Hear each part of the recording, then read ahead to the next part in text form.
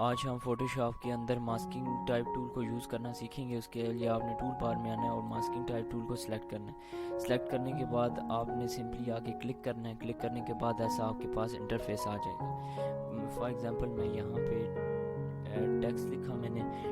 Text लिखने के बाद मैं इसे एडजस्ट कर लेता हूँ। फॉर एग्जांपल मैंने इसे सेंटर में कर लिया और इसका साइज़ आप अपने अकॉर्डिंगली एडजस्ट कर सकते हैं। उसके बाद सिंपली जब मैंने मूव टूल लिया तो हमारे पास ये सिलेक्शन हो गई। उसके बाद आपने सिंपली कंट्रोल जे से इसकी डुप्लीकेट कॉपी लेनी है। डुप्लीकेट कॉपी लेने के बाद डबल क्लिक करना है। आपके पास ब्लेंडिंग मोड का ऑप्शन आएगा। आपने इसमें ड्रॉप शेडो ऐड कर लेना है। ड्रॉप शेडो का साइज़ वगैरह आप अपनी मर्ज़ी से दे सकते हैं और सिंपली आप इसकी जो ओके कर देंगे तो क्या होगा कि इस तरह से आप अपना टेक्स्ट लिख सकते हैं बड़े ब्यूटीफुल तरीके से मास्किंग टाइप टूल को यूज़ करके।